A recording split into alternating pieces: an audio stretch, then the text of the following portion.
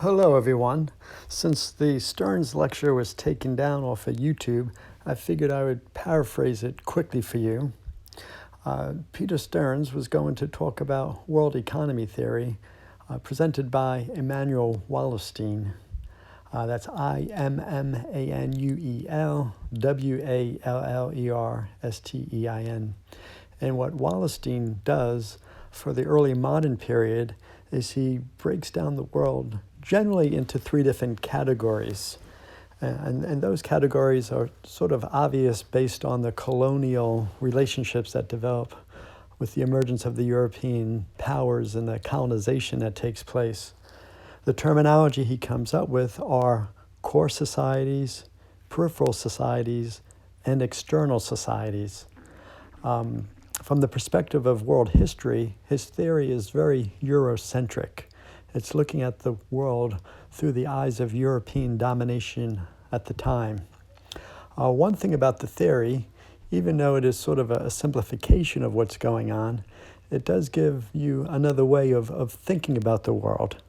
If you remember Toffler's way of breaking down the world into the three waves of civilization, where you have the agricultural wave, where most people are farming in a given civilization, and then starting in the 19th century with the Industrial Revolution, you have the emergence of the industrial wave, and then in the 1950s, in the United States, you have the emergence of the informational wave, and perhaps we're living through a new wave with the emergence of AI technologies.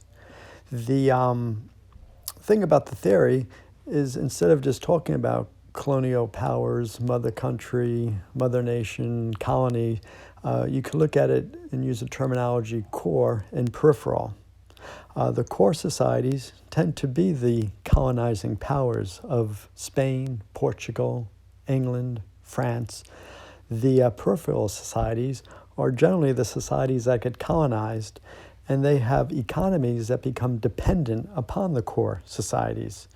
You have different crops emerging in the colonies or the peripheral societies of the Americas, whether it be something like sugarcane or coffee or tobacco.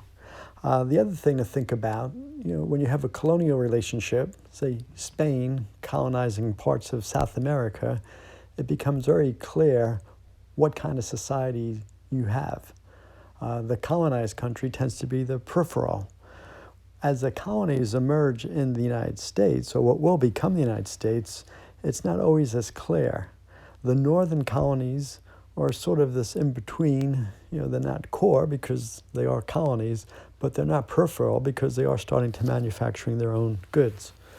Wallerstein's theory probably has the greatest problem with Asia, which is why I would say it's a very Eurocentric way of looking at the world. And a country like China, Wallerstein tends to put into sort of this external category. They're not part of the core peripheral system that has emerged.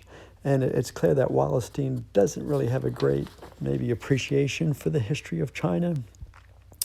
Overall, though, if you want to think about Wallerstein's theory, you could go through and think about whether or not a society would be considered core, like Spain and Portugal, England, France, peripheral, clearly Latin American countries, Western African nations as they begin to get colonized by Europe.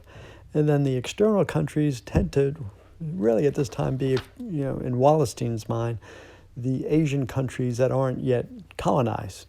Because eventually, as European colonization expands, as European imperialism enters the modern age, a lot of the globe does get colonized by various European powers.